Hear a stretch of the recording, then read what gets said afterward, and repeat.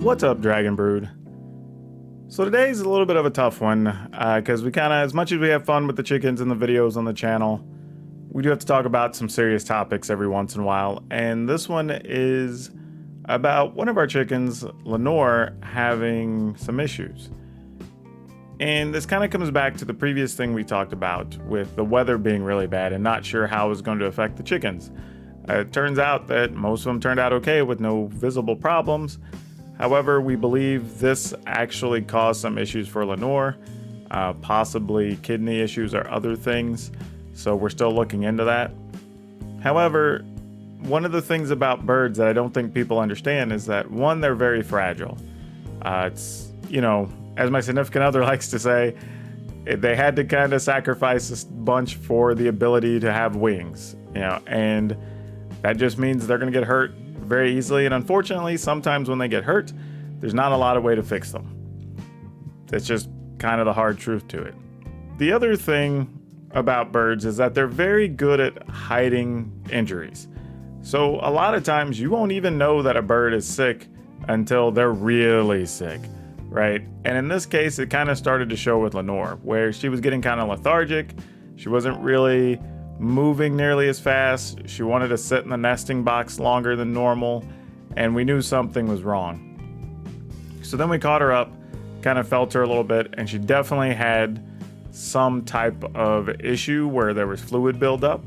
So after doing our research a little bit, we decided, you know what, we're just gonna have to drain her, and hopefully that helps.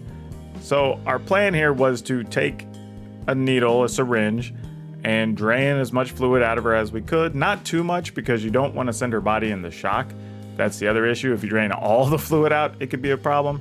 So you're just trying to get enough out so it's normal and it's not pressing up against other internal organs, is the other thing. Try to get her back to just feeling as normal as possible and see what we can do.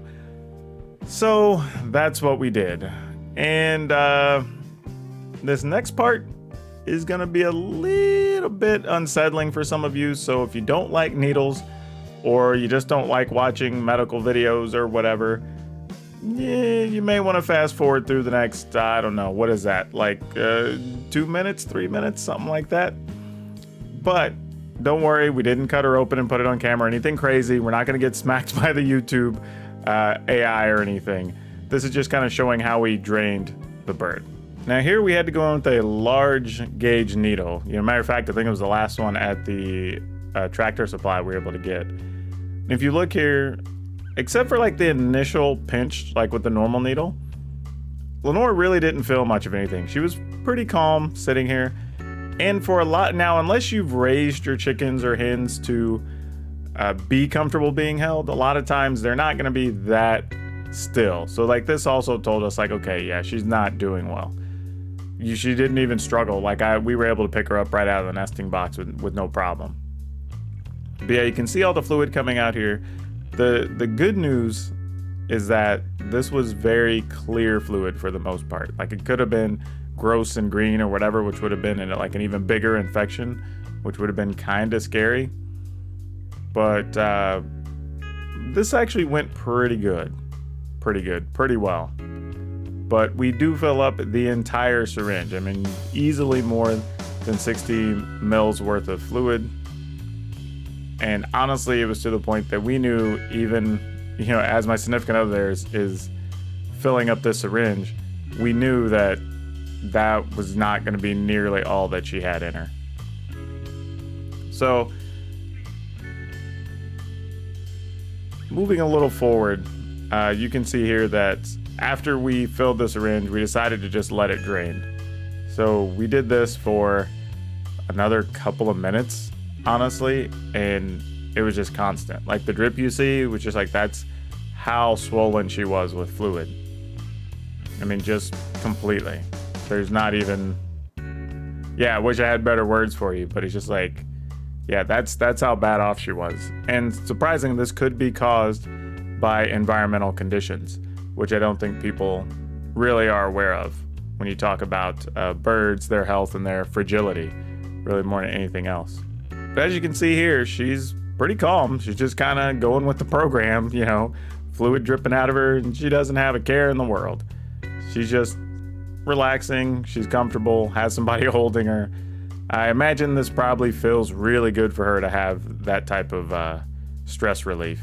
And then afterwards, we basically put her in a big cat carrier so she had plenty of room, gave her some water, gave her some snacks, and she is now recovering. We have her in the cage, just doing her thing, separated from the other birds. Now, that being said, at the end of the day, we truly don't know what caused the issue for her. It doesn't appear to be anything infectious. It's not transferred to any of the other birds. They're all walking around healthy, and believe me, they are still annoying me like normal whenever I go out with snacks or go pull the blackberries.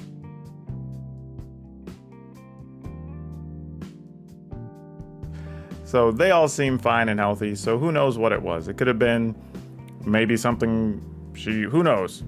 Could have got something environmental stung by, maybe the air was a problem, maybe she found something and ate something that was a problem, don't know. But right now we have her recouping in our bathtub, in a cat carrier. She's got fresh food, fresh water, she's got some snacks, and she seems to be okay. Does have still some labored breathing, so we're not sure she's really gonna make it even with this. But the problem is when you have something like a chicken, they are still livestock at the end of the day, and it's really expensive to take a chicken to any type of vet or have a vet come look at them. And truthfully, if we went to a vet or had a vet come out, we would be spending easily probably 20 times more than we've spent on the entirety of Lenore's life. So that's kind of a tough decision you have to make there, unfortunately. We do also know, though, the chickens don't have a hugely long lifespan in a lot of cases, and they don't have a long egg-laying life cycle either, of just a couple of years. So, tough call to make there. So we just went out and bought the supplies. Fortunately, my significant other is both a falconer and a former zookeeper, so she's kind of aware of these things and knows what's going on. So we just went out, took care of it ourselves, and we're gonna see how she heals. So hopefully I'll have some good news next week, but I could also have some bad news. We don't really know yet. We're just kind of playing it by ear. But in the comments down below, let me know what type of stuff you'd like to see on the channel. I mean, we're talking about even maybe doing chickens. Will they eat it? And take different snacks and see if the chickens like them or don't like them. Just some different things. Whatever you're curious about, whatever you want to know, just let me know. Looking for some extra ideas so I know what to cover so that you as a viewer get informed on something that you want to know about. If you haven't, please remember to like, subscribe, and hit that notification bell. But that's all I have for you for now. We'll see you next time.